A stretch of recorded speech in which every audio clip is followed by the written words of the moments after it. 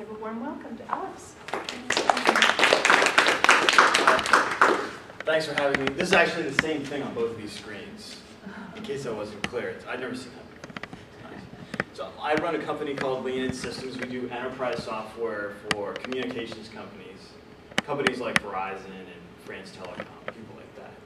And I'm also the author of Starting a Tech Business came out from Wiley in April. And Starting a Tech Business is about addressing this big void between, there's a lot of excitement about startups and lean technology applications and design thinking, and there's all these good ideas that everybody likes and sort of universally agrees on, but very few places actually do these things in any significant way. Some do, but most don't. So it's this big void between all these new ideas and actual practice that the book's based on, and that's what we're going to talk about today as well. I'm assuming a few things about you guys based on my discussion with Catherine. First, that you have a desire to learn about launching new ideas, whether that's a new company or stuff you're working on inside your existing company. That you all, I don't necessarily have any technical knowledge about software development or technology development per se. And that you want to take action and you want to walk out of here with things you can actually go walk into the office tomorrow and apply. Are those things true? So we're going to talk about first these four major ideas and how they used to be and how the general best practices in high tech have progressed and some improvements on what the most successful companies do in these areas. Ideation is the process of pulling your idea together conceptually, tightening it up. And so you used to have, especially in the dot-com period prior to that, a lot of what I would call self-love. Your idea was your baby, you stuck with it till the end, bitter or sweet or whatever, and you just persevered. Now we have this idea of design thinking, which means a lot of different things, but essentially it's about thoughtful, first-hand observation of your potential customers and applying very directed creativity to those observations. In some ways, this idea of self-love, it's a very classical idea. I think that's part of the reason why people still are sort of transitioning out of that and adopting these ideas around design thinking and actually really applying them on the ground. Henry Ford said, if I asked customers what they wanted, they would have told me a faster horse. And that is, there's some validity to that, especially if you're really breaking new ground. But look at Ford now. I mean, they're not really doing that well relative to their peers. Once you have a product in the market, it's universally useful, I would say, this idea of design thinking. And the two pillars of design thinking are empathy and creativity. This woman is a seamstress. She's sewing, but seamstresses need scissors for very precise cutting for a really long time. And so at some point, somebody who had a reasonable knowledge about seamstresses came up with sewing scissors. Have you ever picked up a pair of sewing scissors? So they're great. You can sit there and cut forever. And unlike regular scissors, your hands don't get sore. They work really well. They just are a perfect fit, and they work really well for doing this. So that's an example of how you acquire this empathy and apply it to an idea. And the nice thing about high tech is there's actually some ready-made articles that you can use to apply design thinking. The first one is personas.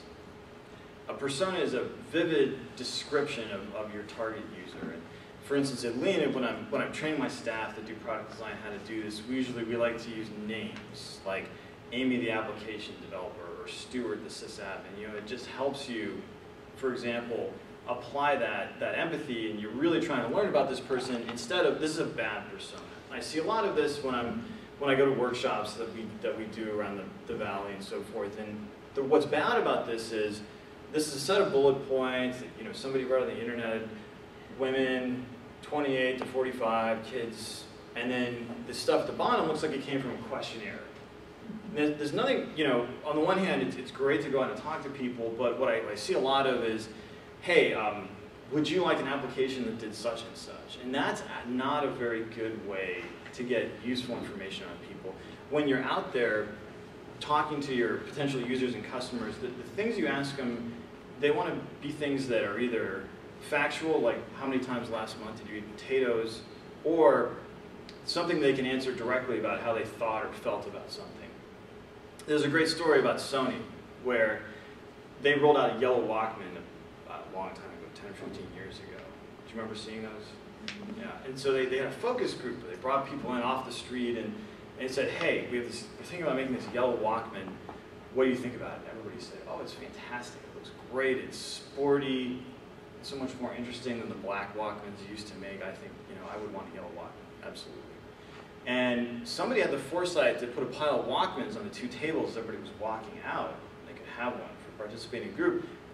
Everybody took the black Walkman. Not a single person took the yellow Walkman. And that's a good example of these Walkman questions. Hey, would you like this? That, you're unlikely to get a very good answer. So the application of design thinking and the creation of personas involves going out, observing people in their natural environment as they do whatever it is that's of interest to you, walking, using their computer, buying groceries. And you're looking to create something that looks something like this, a vivid description of this person like you were going to write a short story about them or a play or something. And you want to take photos and video, whatever you can get away with, because particularly when you're presenting these to your collaborators, you want to be as vivid as possible. That's the main point. It's not important to be statistically significant. It's not important to always find the same thing. It's important to be vivid and empirical and make sure that you're finding out things that are really true about these people. And once you have personas, there's the idea of user stories, which have a very specific format. As this persona we talked about, I want to do something so that I can drive a benefit. And this is a very useful, how many of you guys use stories today in product development? You do, okay. Terrific. So the great thing about stories is that they're very developer consumable. One of the things about design thinking, especially in high-tech development, that's really useful is you avoid prescribing the implementation. People think, well, I need to try and do the developer's job for them, but actually what you really want to do is present them a very vivid portrait of the user and what they want to do, and then discuss with them the implementation as you go along. And stories turn out to be a very, very useful way to do that. And the one thing I notice most about when I'm working with my own staff on stories or teams that I work with is people tend to leave out this very last item. It's probably the least natural in terms of being descriptive about this, but it's the most important because it's the thing where you establish why you think this person wants to do this, which is the most important part of this storytelling, especially in the early phases, is making sure that you're being explicit about why you think that the person in question wants to do this thing of interest, and testing that. So the main thing, this is a photo from the street artist Banksy. The main thing about design thinking is that there's people that can create those sewing scissors. They can mill the steel or plastic, and that is a very specific kind of person. But everybody here is capable of being the person that goes in and talks to that seamstress and figures out what's really important to them and what things they'd like to be able to do better. So the next area we have is planning. How do you organize your planning? And in a startup or in a new product development in an existing company, you tend to have this very difficult pairing of uncertainty and urgency that you have to manage through. And in the old days, we had the 5-year plan, which is something, I think the communists made up 5-year plans. Stalin had a 5-year plan, Mao had a 5-year plan. And it's something, big companies maybe have to do to a certain degree out of necessity, but they're very poorly suited to a startup.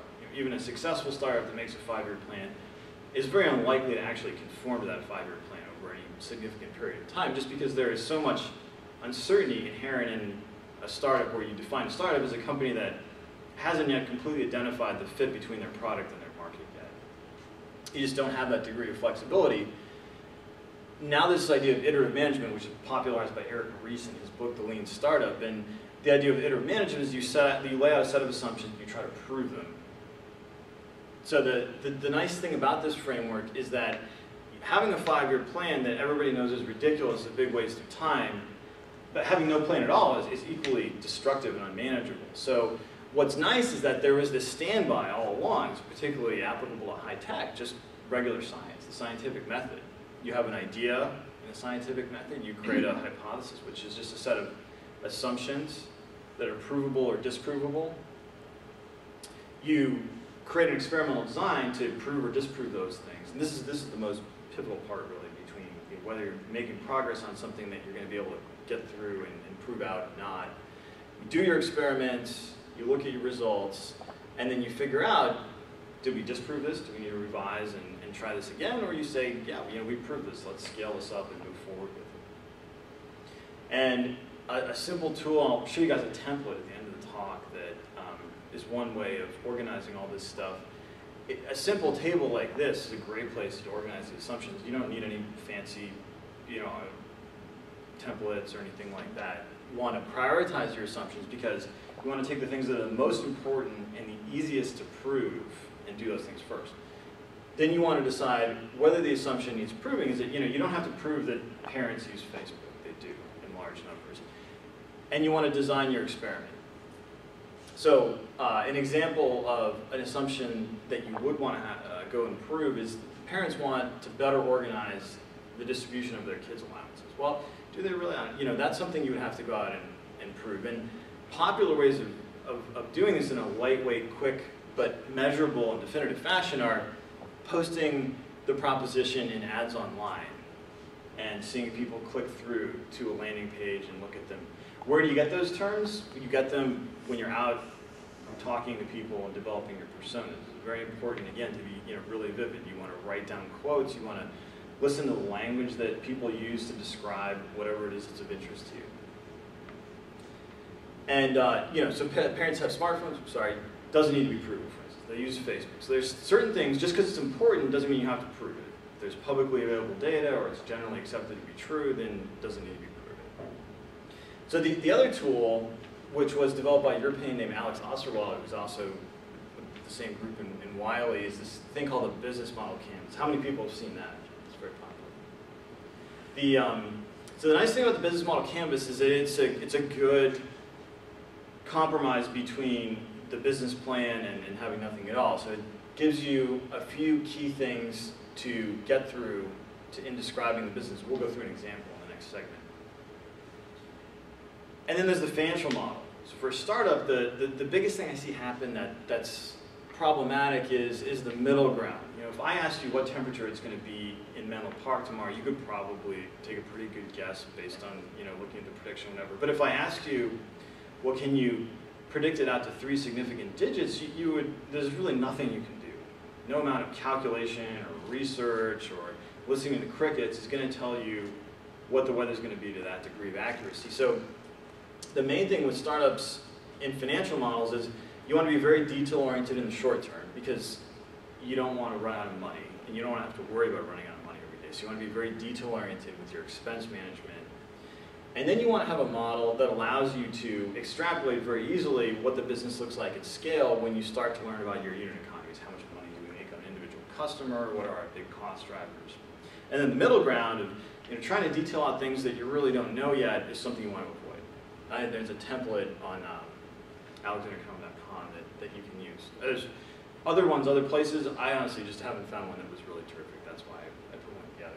So the 3 tools around this more modern take on planning a startup are a simple table where you lay out your assumptions, this business model canvas, which there's a PDF version online you can just download and scribble on, and a financial model where you avoid the kind of chunky middle where you're doing a lot of work for very little payoff.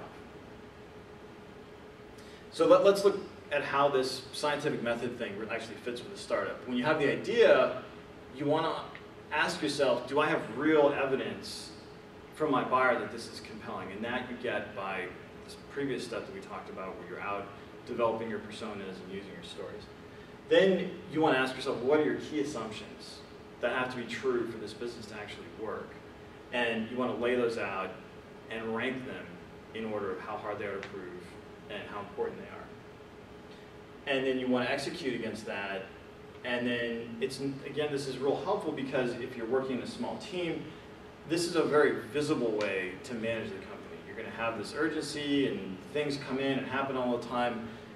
This idea of proving out assumptions creates a very visible, easy to understand, shared focal point for everyone in managing the startup strategically to get to its next major milestone conceptually. So you prove this out and then you either revise your idea and you test again, or you say, this looks pretty good, let's scale it up. And a good example of how this works with startups is that, a lot of the time I find that the team's like, hey, well, let's go hire a developer. That's our next step. We have an idea, we have to go get somebody to build it now. But actually, what happens a lot of the time is they hire a developer, they spend money or goodwill on getting this person to build something, but they haven't really figured out what they need to build yet. So either get something that they've kind of spent their powder and it's not quite the right thing, or they end up having to just do it again anyway, and then you've used up some of your treasure. So the next item we have organization. It sounds ridiculous, but I bet a lot of you have experienced it. There used to be this idea that we'll take this startup, this small company, and we'll make it a big company by aping the habits of a large company. We'll have a complicated org chart, a lot of processes, and hire people from big companies. And by aping the way a big company looks, we'll make the startup into a big company. But of course, that's not really a very good idea. A startup has to find this product market fit before they start spending a lot of money.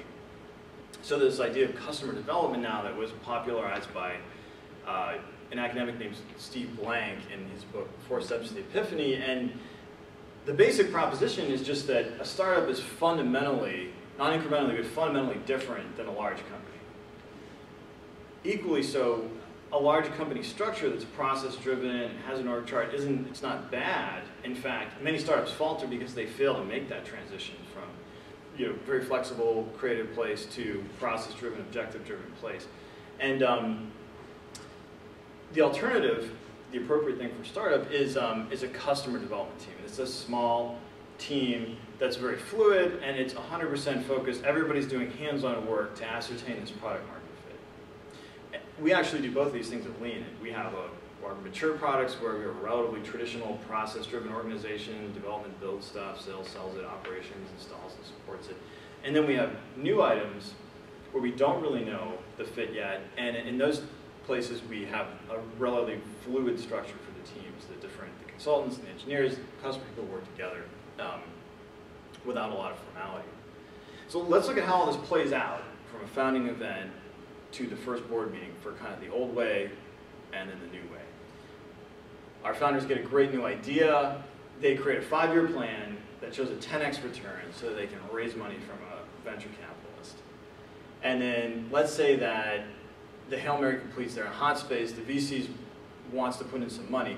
Traditional VCs are in a scale business themselves and they want to put a lot of capital to work. Otherwise it's just not worth it for them to do the deal.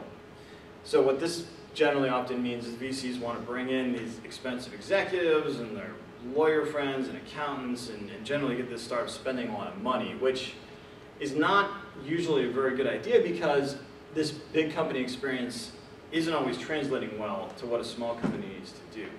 So the sales VP or the marketing VP that's selling a known thing to a known marketplace at scale has probably a very different skill set than somebody who's in a startup where they're managing through this uncertainty and finding this product market fit. So the new hires come in with their established track records and their established recipes, and they're out trying to make this 5-year plan work, and nothing's conforming to the plan, and you're probably going to have better odds winning the lottery. It's almost impossible to get a startup to fit to this 5-year plan. So you're making up some kind of story for the board, and you can kind of say, I've done this many times, and then this is, this doesn't lead to a very good place. So let's look at how this looks with this newer model. So founders get an idea. The first thing they do is they start laying out those assumptions so that they know what they need to figure out to move the business forward. Then they go out and they're validating these assumptions. They could probably do this, just a couple of them. They probably don't even necessarily need an engineer if that's not their background. This probably is going to reduce their capital requirements because they'll understand, well, look, here's this incremental step, not this big step that we need to take to move the business to the next stage. They approach investors, or maybe they don't, because this way of operating the business allows them to go and maybe self-fund the company or go to friends and family, or generally not having to raise a ton. Maybe they have a working spouse and they can just take time off and do it. And that gives them the luxury to bring in the resources they really want rather than the ones that are attached to the money. Any new hires or contractors that they get are focused on this idea of customer development, which is nice because it helps you manage through that uncertainty, that urgency, all these things that are happening that make a startup a very hard place to manage. And all these new hires are focused, their goals are clear, they're running full tilt at this moment where they say, okay, this iteration of the business is good, we've proven it out, we're going to scale this up, or we haven't, and we need to revise and retest. Progress is quick, it's measurable. When it's time to face the music with the board, which may just be the founders themselves, they have a set of provable or disprovable assumptions and ideas that they've done experiments, proved or disproved, and they're able to sit down and look at those. The nice thing about this is that the worst thing that can happen is you learn a lot about how to do this, which will help you in whatever other endeavor you go off and do. So the last item we have is development. The old way, which you guys are probably familiar with, it was waterfall. So you write big, long documents about what you think the market is going to want. You have to get everything in there, and just so, because development's going to be working on it for a year and a half, and this is last call. And the new way, which you probably also heard of, is called Agile, and this means a lot of different things because of all these orthodoxies about how to do Agile, but primarily it has a couple features that are really important, fundamental ones. One is that it actually, by definition, takes these design thinking outputs, the personas and the stories, as its primary inputs. You know, that's the way that you kick things off with your developers, and the second feature that's really good is you're doing these things in short cycles, 2 to 6 weeks. So you're seeing working product all the time. There's a lot of myths about Agile that it's better. It's not really, it depends on what better means to you. The good thing that it has, by definition though, for startups is that you're moving in very small steps and seeing working product all the time. The biggest thing for startups is to make sure you're not barking up the wrong tree. So Agile is very, very well suited to that. And the other thing about Agile that's great to know is that the Agile Manifesto, which was the first time that the term was really used in this way, is only 68 words. You could pick up your smartphone and read it after this talk in a few seconds. And the basic thing that they said was, well, we think individual interactions are more important than processes or tools. We think having working software that we can test and look at is more important than long prescriptive documentation. We think that collaboration is more important than contracts. This doesn't always work for everybody, right? If you're doing something on contract, that can be hard. You have to have a different vehicle. And responding to change is more important than following an arbitrary plan. This is pretty much literally what it says, if you go read it. So you hear a lot of things about Agile, oh, well, it works like this. But those are actually these Agile derivatives that somebody else created, like Scrum or XP. There's lots of these things. But that fundamental set of ideas about Agile are very easy for anybody to grasp. And how many of you guys use Agile at your company and participate?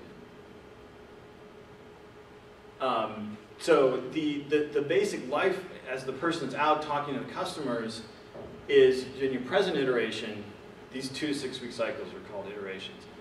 You're working with your team, you're talking about these stories, these personas, you're filling everybody else in on what you've gone out and learned about the marketplace. That's your job. And they're asking you, if they're doing a good job, they're asking you questions about the implementation related to that. In the past iteration, the stuff that you just produced, you're out validating that stuff, probably against your assumption set with customers. Just because you built it doesn't mean that it's right. You have to go actually establish the relevance of what you've done with the market. And the nice thing is that in the future, this gives you very short cycles to use to figure out, if you went the wrong way, you don't spend a whole lot of time and effort. You're able to figure that out and go a different direction. So in the future, your job is to create new stories, prioritize them, work with the team to prepare for the next iteration. So in summary, all this conceptual stuff, design thinking gives us direction for ideas, personas, user stories. This idea of iterative management gives you a very rigorous but lightweight means of proving the business out. Customer development gives you a way of organizing your roles and your teams that's very well suited to a startup, and Agile gives you working product in very short loops. So what we'll do now is we'll go through a quick example of how this works in an example startup company.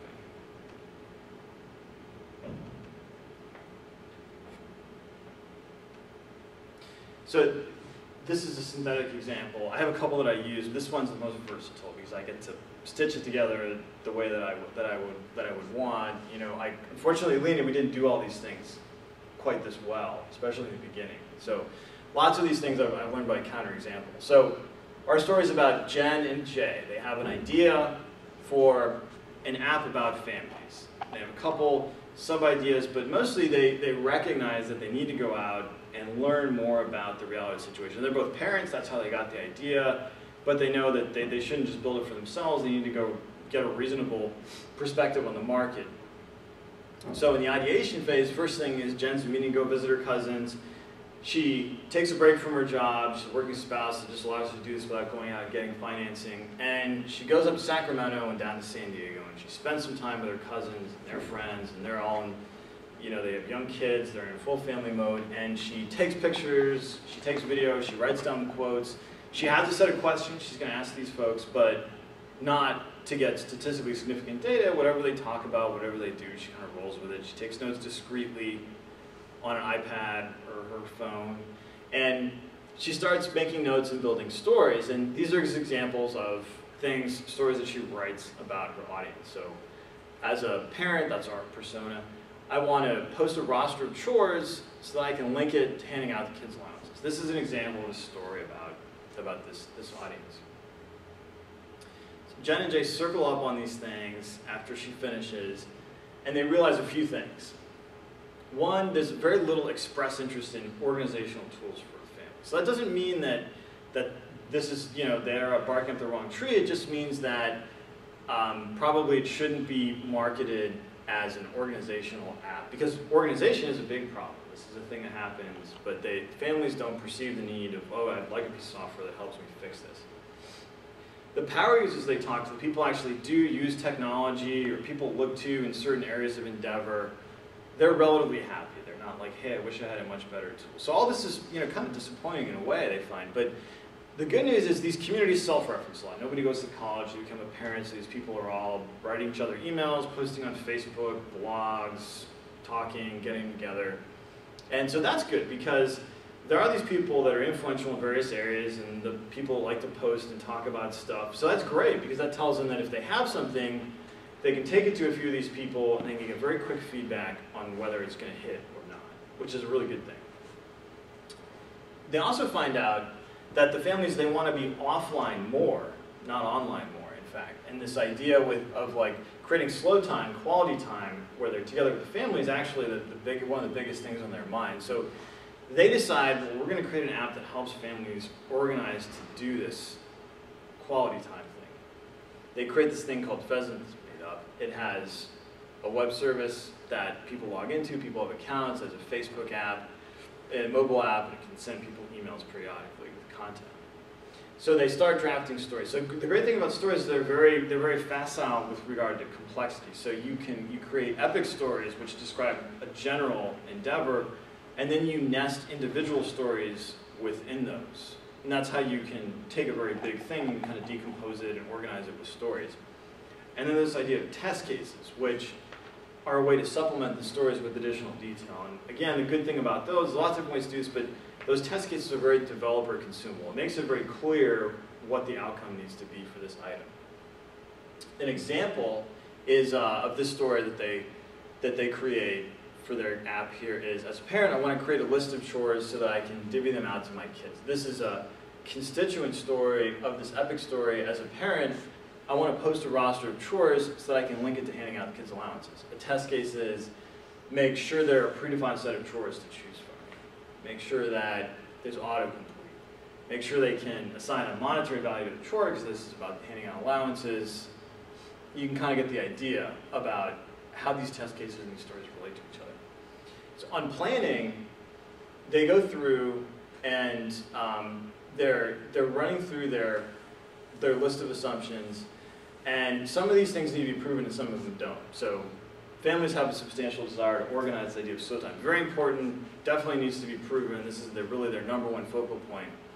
That families are on Facebook, or that they regularly use mobile apps, that they don't need to prove. That families will find the Pheasant solution credible. They realize this is something they need to prove to themselves, because they're just two parents. They don't have any actual special training in helping families organize quality time. They can go out and learn about it and write stuff up and see how it works, but they start to really grapple with this. So they go out and they talk to this guy, Jack Chernow, who's a self-help guy for families. He's not a real guy, it's a synthetic guy. But they find this person to fill this gap, to validate this assumption. And they work with him because he has an existing following. And it's kind of interesting in a way because a lot of consumer applications, you know, everybody wants to build the next Facebook or platforms, but I'm increasingly seeing things in the consumer space that are really about content.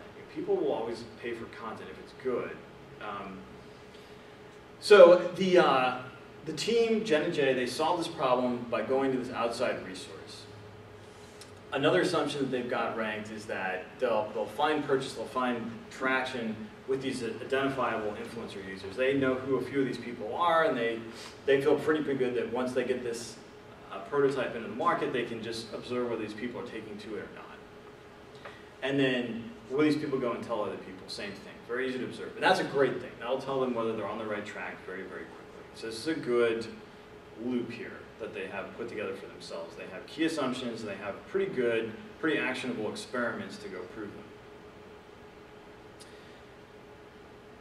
One thing I think that's notable is that this idea that if something's good, it'll go viral. But actually, it's not really necessarily true, and it's probably not the best way to look at that whole process.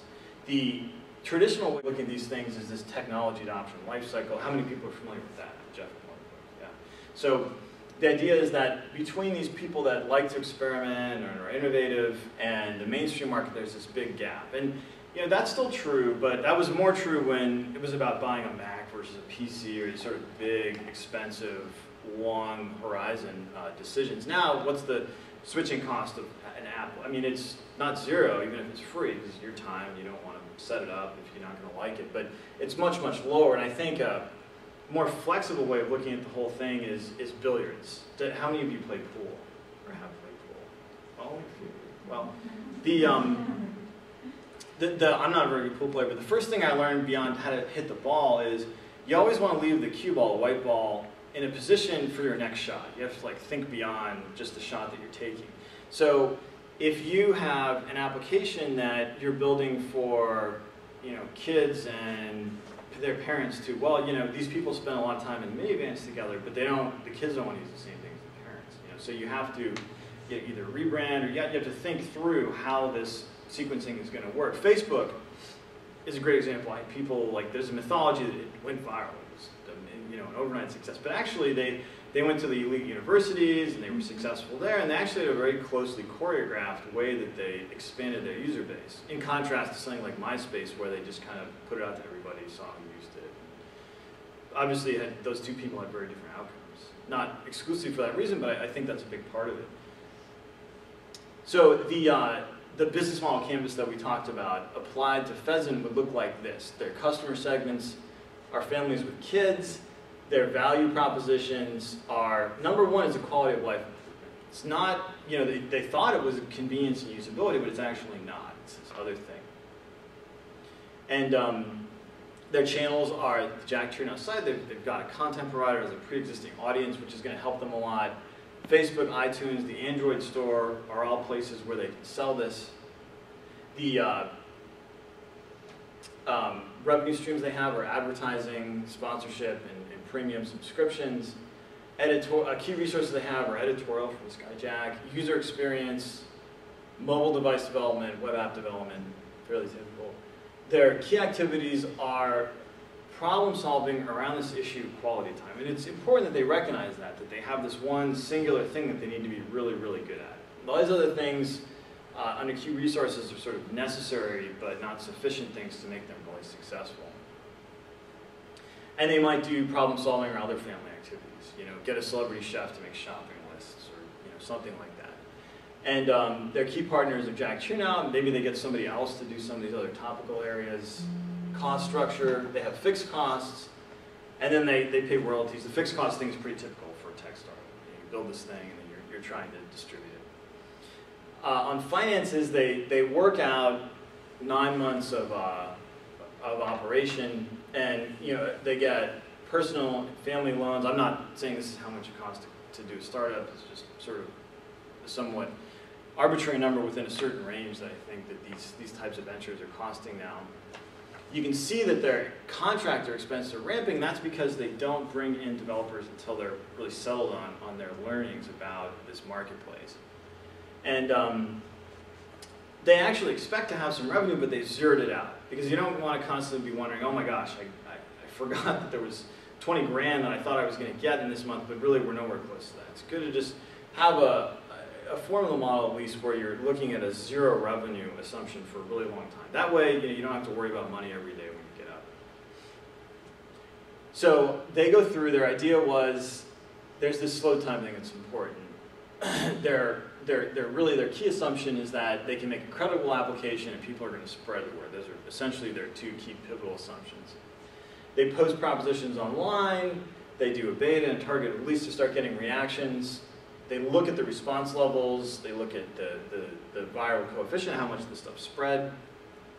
And from that they figure out, do they need to revise, or they're on the right track, they should scale this up, they should throw more resources at it, it's going to make money, get traction. An organization, they're able to do all this initial feasibility stuff amongst themselves. They go out and they have a contractor, they used to do the mobile app, and then sysadmin and so forth. And they don't have to know what the organization is going to look like after that.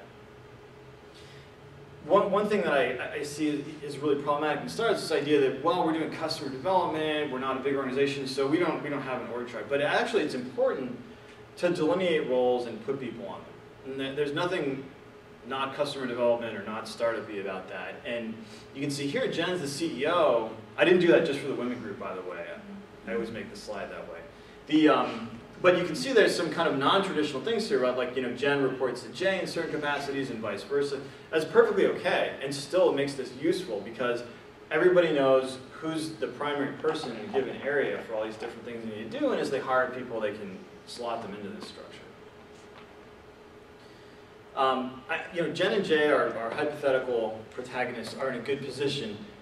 Jen has a marketing and general management background. Jay has a UX background and some lightweight development experience. I find a lot, like kids out of college and people who are looking at a second career, they say, well, should I learn how to code? Is that how I'm going to be a standout in a tech company? I think that may or may not be true. The most important thing is to understand these foundation concepts that we talked about. Not in a huge amount of detail, but you should have a solid, comfortable understanding of these things. Then I think basic technical literacy, if you don't already have it, about software fundamentals. The model view controller framework is a really simple, easy to understand way of looking at the way software applications are put together. It's good to understand the basics of architecture, what's the difference between API integration versus the plugin integration, and how do apps go onto Facebook versus Salesforce. And then the roles and systems in a technical team. What's the difference between a developer and a sysadmin? These are all things that are relatively easy to go out and find out. They're in the book, but there's a lot of other places to learn about them too. And then Agile is a really great technique, and you don't need to learn. Again, there's a lot of orthodoxy, and there are a few communities that produce more written stuff than people that do Agile, but the actual practice of it is, and the fundamentals are very simple. And it's great to learn about process design when you're scaling, and then beyond this stuff, then I think it's then you decide, do you want to learn how to code? Do you want to be an expert at SEO? But I think that these foundation concepts really help people professionally understand the context of what they want to do, whether they're a freelancer or they're changing jobs or they're doing a startup with some collaborators. So last time we have is development. So they're doing Agile, they have iterations, they have discrete chunks that they're doing their work in. They're going to use 4-week chunks. So they have these different areas, and they do have relationships, and there is this assignment of responsibility and roles and things to make sure everybody gets their stuff done. And then beyond that, they have a notional idea, because they kind of think they know what's going to happen with the business about what is going to be included in these different iterations, but they don't prescribe exactly what's going to happen, because that's the feature of Agile. Before each of these cycles, you decide what you're going to do based on your current circumstances. That's it. Thanks for coming. Do you guys have any questions? Yes? I had a question. A couple slides ago, you talked about the software model, or the view that's, was it model view controller? Yeah, model view controller. Am I the only one that doesn't know what you're referring to? I don't know. Does anybody else know it? Yes. Okay. Everybody else doesn't know it or does know it? Does not know it. So, do you guys want me to show it to you? Mm-hmm, sure. Okay. And there's a video on my website if you want to refresh. Or Yeah, it's under speaking. So the idea of model view controller framework is you have a model, and the idea of the model is this is where the data actually sits. So like these people at Pheasant, you have a subscriber account, and then that has a user ID, and then it has a password. Okay, and then the account also has, let's say, a set of preferences about I want to get emails about a certain topic, and then so we'll just say each of those preferences thing has a has a topic,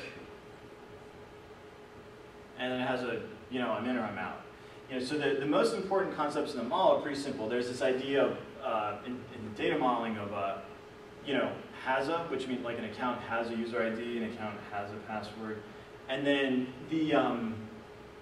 there's the idea of an is a, like oftentimes you have a general type of thing, and then you have different ways that you set it up. So like a dog is an animal, and a rabbit is an animal, and a Toyota is a car, and a Camry is a car. So these two ideas of has a and is a are kind of the building blocks of formulating a model. And this isn't the first thing you want to do. You want to do all this other stuff, formulate your idea.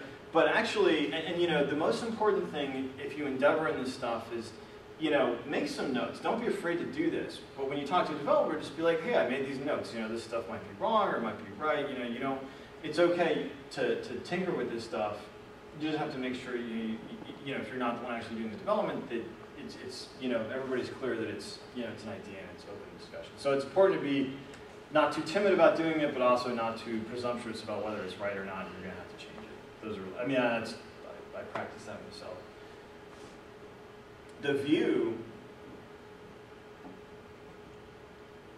is probably the most intuitive thing. The view is the thing you actually see, or if you're building something that's a machine interface like you do, where it's switching and routing, it could be an API or some sort of a machine-to-machine interface where they talk to each other. So machines have views into each other, pieces of software.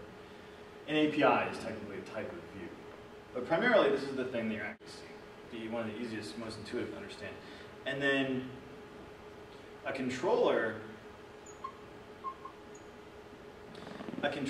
is an algorithm, which is a fancy word for a set of procedures. So, for example, when somebody logs into this thing, Pheasant, there's a controller, the login controller, and it says, okay, well, does this user ID exist somewhere, on the system?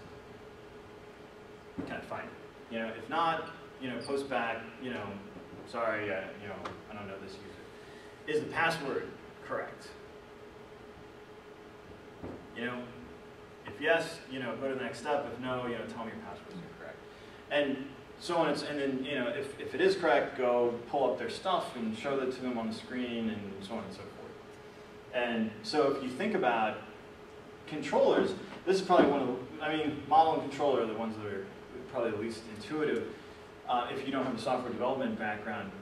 But think about when you're doing something on a website, on Facebook, anything really, and just think about, well, what's the data model for this? What's the controller? And you might not even know, but you can kind of conceptualize it by what you're actually seeing. There's a video about this on alexandercowan.com too, if you forget. And there's an explanation of the book. Although, and there's a lot, the other thing is, there's lots of stuff online that like a lot of things in high tech, there is a lot of orthodoxy and arguments about what a model view controller really is. It was invented by a guy at Xerox PARC that was working on a particular language. So there's some kind of orthodox approaches to what this means, and it's there's a technical instantiation of this that's different in Ruby on Rails, which is one programming language, versus .NET, which is a Microsoft programming language. That stuff's not really important. If you use this to just be descriptive, just say, hey, I'm using model view controller just to mean, the models where the data is, the views what you see, the controller is the various algorithms, And that's fair to say that. What else? Yes. I hate to hog the questions. But Not at all. Nobody else seems to have So any. actually, I had, I don't know if it was Epiphany, I had a couple years ago, and you reiterated the use of personas for developers. I was so used to personas being developed for marketing and ad and all that sort of thing. Using with developers, I had one instance a couple years ago where it really helped the developer understand what we wanted and needed, and it shocked me. And my question, does that work cross-culturally? Are there certain cultures that would really absorb and want to use personas with development, or other cultures that don't? Smart ones want to use it. I mean, you know, yeah. I think that the typical Silicon Valley company, you know, you have, I talked about the big void, you know, it's a very typical situation. This is for hugely successful companies, you know, is Agile is something that they just do in development. The whole like putting, you know, in personas and stories and stuff from the people that are out in the market, they just sort of ignore that part because they don't want the business people in their hair, you know. And so they lose at least half or, you know, more of the value of actually doing Agile. They're designing things for themselves, basically. Marketing is, you know, they have the job of going out and, you know, making up brochures and things. Sales is supposed to, you know, they sell stuff or they don't get paid. You know, and so nobody really centralizes these personas. And nobody's singularly responsible for doing this. And there's a lot of, I don't know, you know, depending on what publications you do, there's a lot of like marketing is dead things. And, you know, what does marketing really mean now, especially in high tech? The simplest thing you can do, and what we do at Leonid, is we have a consolidated personas doc, and there's a couple people that are the designated editors. Everybody's, you know, encouraged and free to send in notes for, you know, they meet with customers and things. But we have a consolidated personas doc. And we keep that on Google Docs, everybody can look at it, and we reuse those personas whenever we do a design for something. And I would just try doing it, you know? And, you know, if you're in an organization that's like, well, we don't know if we're really in this or out of this, just do it, you know, put it up, and whoever wants to use it can use it, and if it's good, you'll probably find people wanting to use it. That's my advice. You know, it really depends. Is there a rule of thumb as to how many personas?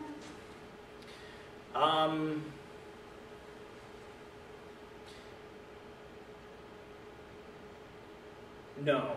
Well, not really. I mean, there's certain things I see happen a lot. I mean, there's a situation where I was at a thing last night. The person had a persona for somebody that buys online versus doesn't buy online. It probably, you know, you want,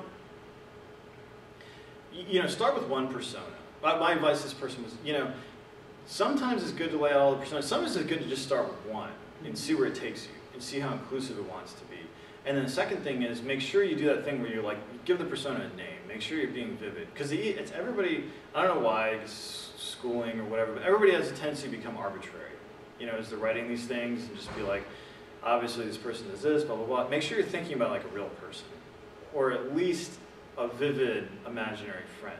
You know what I mean? Mm-hmm. And then do that first one and then see how many you think you need. Like anything, less is more. You know, the fewer personas you can have and still feel like you've really described your market, the better. And the one other thing is, you have to look at it as an ongoing learning exercise. You know, you're always going to be learning about new ones. Like, what kind of business are you in? Or thinking about doing? We actually have an app. We just actually got our first customer agreed to roll it out today. We found out. Yay! Congratulations. And it's about 5,000 users to start. So it's a test bed. Well, and we were actually our personas because it was a problem that we experienced ourselves. Yeah. Well, I would just start doing it as the number one thing. Yeah. And then the flip side is be ready to revise it all the time. You know, another important thing is, you know, depending on your type of app, like with the stuff that we do at Leonid, we have quite a few personas because we have a lot of different audiences. We build stuff for service providers that deploy it to other users. You know, so we have their end users, kind of our job to understand them. It's also our job to understand all these audiences they have internally, like the people that set up and maintain the servers, the people that figure out the product, people that figure out how they want to configure and use this application. So another interesting thing about personas, probably not applicable really in your case, but you want to also think about all these non-obvious audiences that can cause an overall system to not, you know, function well.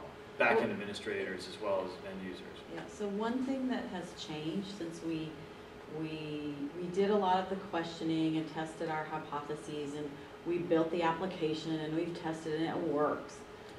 So we've been trying to figure out how to go to market with it. And what's changed over the last couple of months is that we're not going to go out and try to sell it to individuals. We're actually selling it to a church. And so we've gone to several mega churches. They're very interested. This was one that agreed to roll it out.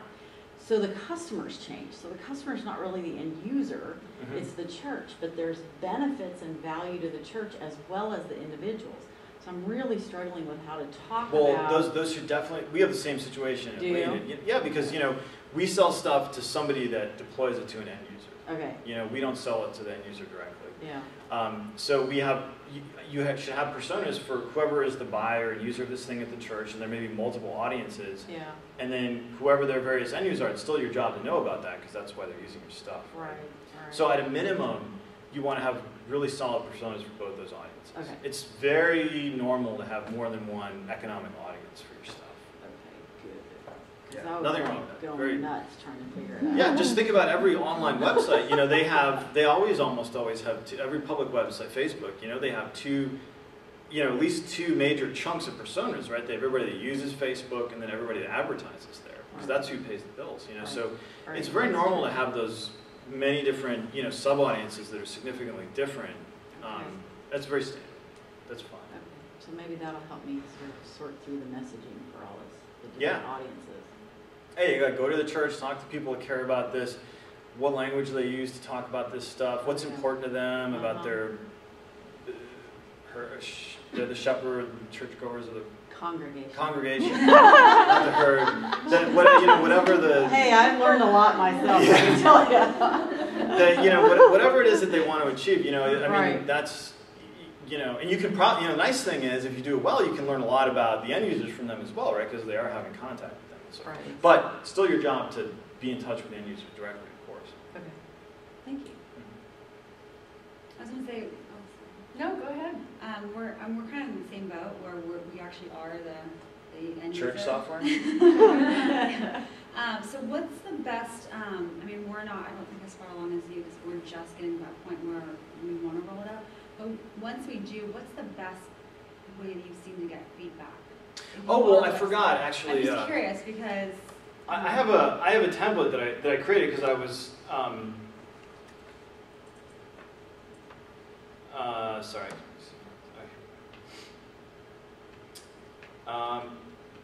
I have a template I created, which I think doesn't have all the answers, but it's a good starting point. It's on Ref. I can write it. I'll write it down for you. It's on Ref.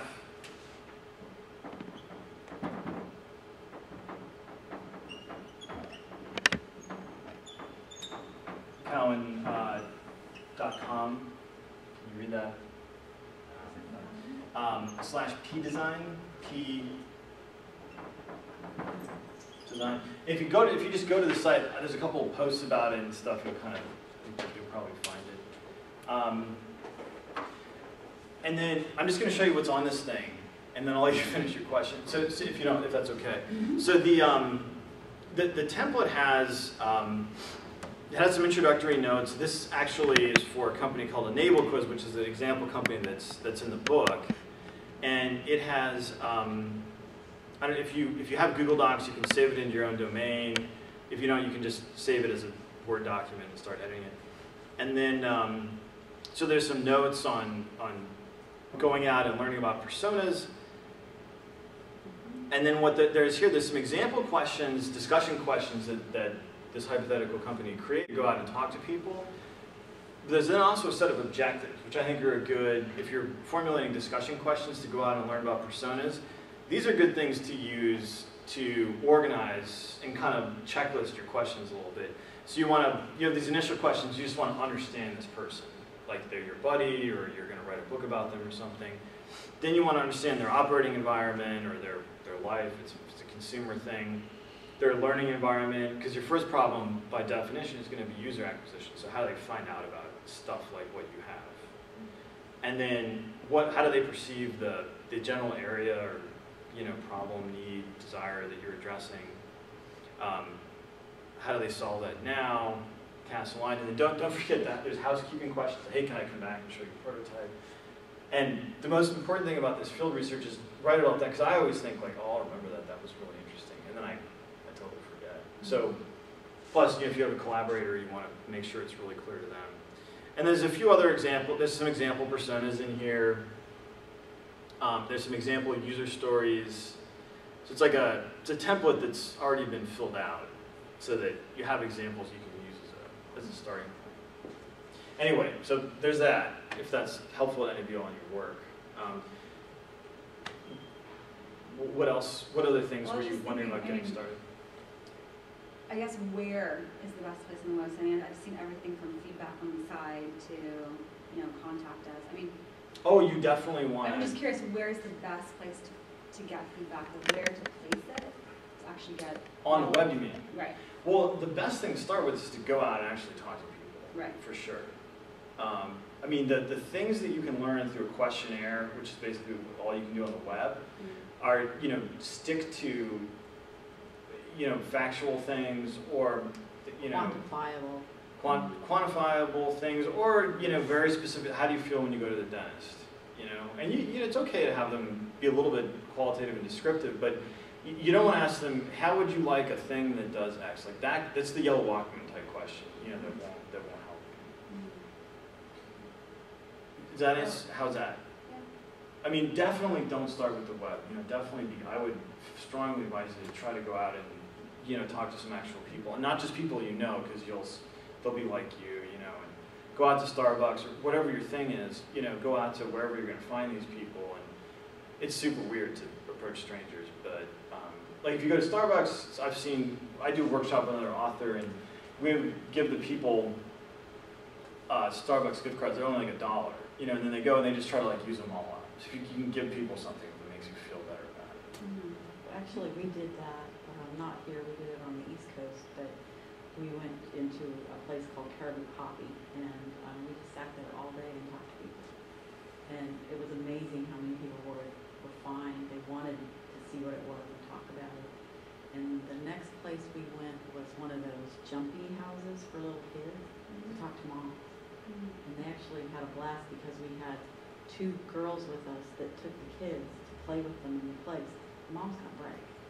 So they were very happy to talk to them. People like to talk about themselves. They do. And a few people will tell you to go fly a kite, and it'll suck. But I mean, most people will just talk to you. It's actually pretty easy. I mean, it's not easy, but it'll work if you take a few shots at it. Yes. I just wanted to speak to what you raised about feedback about the existing product, or like the beta version once it's up, which I get is totally different than this. Yeah, that's what I was thinking too. So I signed up for this competitor to PayPal just as a customer, and I had some issues with the invoice design, and they did this thing that I thought was cool at first, right? So you get an email 2 days after you sign up. It's like, hey, hi. It's like very personal. It's like, hey, Anna, how did you like it? Like, I work in customer service. We want to know what you want. I was like, awesome. Here's what's wrong with the invoice. Like, can we do that? And then it was like no response. And that made me, I wish if they were going to do that, I wish they just wouldn't have sent the email. So I would say if you're going to set up a cool way of drawing out that feedback, again, different than the public persona, I would have a follow-up, which is probably expensive and a lot of time, but Well, did you not even get an automated response when you sent no, it? just not. I mean, I think it's this guy. 'Cause He doesn't expect to get a Oh, really? And I told her in Palo Alto, and I was like, I could like, I'm like there all the time. Like, you want me to come in and show you what I get on the invoice? And it was just like, and that made me just feel worse than if they never asked. So, But an automated response is easy. I mean, it's not necessarily great, but it's no, better than nothing. there was just no. I think they probably don't. We're not prepared for responses. Yeah. Maybe that, Well, so are you looking at a fundamentally new thing, or are you? Well, it's done. I'm thinking more like along the line of, you know, how do you get someone to actually, once it's up and running, like when there's actually problems? Oh. And how many, like, is there a really significant body of users on it yet, or is it still small? No, I mean, we're just going to go into beta testing. But I like that approach. I'll just respond back to you. It's like one line. Right. That would just be so nice. Yeah, I think I don't know why they're so popular, but I've heard the response rates on the the things that pop up like, hey, can you take, those are extremely low, and it's Yeah, bad. that's kind of what I heard. The email thing is the thing I've heard being the most successful. And there's a bunch of tools like SurveyMonkey and MailChimp that have stuff that you can put together. And you have to think about the experience of people responding to it, but the tools are pretty good. It's pretty easy to put together. And it's also that idea that, right, the people who are caring enough to respond to this stuff are probably people that other people come to for advice. And I was like, dude, I would have become your biggest, like, free evangelist. If you had just said, well, work on it, I would have, And that housekeeping thing is really important because what I've seen, and it's happened to me before, is somebody wrote in on something, and I was like, oh, this was so interesting, but I didn't know if it would be okay for me to email them back or not. So don't forget that housekeeping part. Like, hey, is it okay if we get in touch with you, ask you subsequent questions? And they can say yes or no, but at least then it's okay to get in touch with them or not if you find something. And that's going to be important if you have a small population of users, but because you may only get a couple people that really give you something good. I would, this is not it's kind of a circle, not a line. I mean, I would still, if you haven't developed personas, I would do that. You may be able to just do it based on kind of what you already know. That's the other thing. Is the thing that you're doing, is it very transactional? Like, are you going to know whether they got to their goal or not, or is it informational? It depends a lot on how specific the objective is for the user on the site. The context and the kind of questions you might want to ask them to ascertain how you did. I mean, it's based off what I've been doing for 10 years. So I'm the persona, I guess. But obviously we have probably 5 or 6 other personas that we've already developed as far as our users are doing it. So Yeah, even if you're designing something for yourself, it's important to write it down because you can share it, and then it forces you, because when you design things for yourself, even if you are in the target usership, you might not have everything in common with everybody else. Right. Plus, it helps you make things explicit. It's very testable. When you write it down, you come up with you always know less than you think you do. At least I certainly do when I go write these things down. I'm like, hey, I'm a sysadmin. I know what these. I write it down, and then I'm like, oh gosh, I wonder. They like this or like that. I always find that I find things that I want to know when I attempt a persona. Personally, I think everybody's experience is different. But it will only take. You can write it down in like a half hour and just see if it helps you or not. I have a different question actually. On one of the slides towards the end of your presentation, you went into the different, it's almost like different phases. You go into developing personas, and then the next thing was, I think, the systems or the programs. Stories, probably. Yeah. Well, it was like a stacking. Oh, the stacking thing. Yeah. Yep. I'm going to bring it back up, but okay. Go ahead. So when I was looking at that, I guess this is part of the, our challenge right now too, is trying to figure out where best to put our website, on what platform, on what server that could handle the volume that we expect. Oh, Amazon Web Services is pretty good. I mean, I say that, they've hosed me a couple times, but the as long as it's all backed up and it's not too critical, that stuff's great. It's not that cheap, but it's very flexible, and you can expand very quickly. Is that the Amazon Cloud or? Have you heard of Rackspace? Yeah, we use them too. Okay. We have people going back and forth just on this right now. It's the same basic thing. I mean, actually, we have a couple of small customers. We don't really host stuff for customers because our customers are phone companies, so they have their own huge data centers that they have staff people running. But we do have a couple customer things, and we actually run a primary on Rackspace, and then we run a secondary on Amazon because they both are very. Rackspace very rarely goes down, but it has gone down. I mean, they are all based on physical assets still. Amazon has gone down a couple times, really bad for us. So it's actually, I'm a big fan of using 2 different providers. It's still, that'll cost you $1,000 a month. It's not really that bad cost-wise. If you guys want, I can spend a couple minutes with you after the thing if you want to talk about. If you have other questions about specifics. Yeah, because I mean, that's kind of where I think because we're getting ready to launch, to go live, and one of the concerns that, you know, that we have is making sure that, you know, first impressions is everything, and to our customers that are going to be going on here, we want to make sure that, you know, we don't so that, you know, the site doesn't crash, that it's not too slow. We're building it on GoDaddy right now. Well, it sounds like maybe you want to, there's some QA things you might want to do too, you know, because if the software is crashing, you know, it doesn't matter. Doesn't matter where it's But I would not use GoDaddy. I mean, they're actually relatively stable, but they, Amazon and Rackspace are both fine.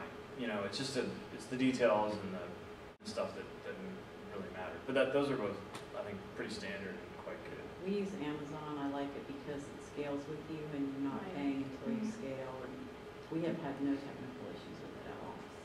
Yeah, we had an entire, you know, you create these instances and they're like, back them up on these EBS. They have two services, AWS, Amazon Web Services, which was our first thing, which is these virtual servers, and EBS, Elastic Back Storage. And they say, well, put everything on the Elastic Back Storage. It's on a totally different place than the actual instances, and nothing can go wrong. It'll be fine. And we had one time when they just absolutely wiped out absolutely everything. And fortunately, it was just labs and it was stuff that wasn't really critical. But I mean, it would have been production. I don't think that happens a lot. And that was in the we were very that was early. Probably early days too. It was. But I would, if your website's important, I would absolutely use two providers. I mean, I can see that without any reservation. Also, because it's cheap, it's easy. You know, to set up an account with Amazon, set one up with Rackspace, it won't cost you that much. Yes. Anybody else? I thought somebody raised their hand, but they didn't. Okay, you're going to stick around, right? Yep. Yeah. Okay, great. All right. Thanks.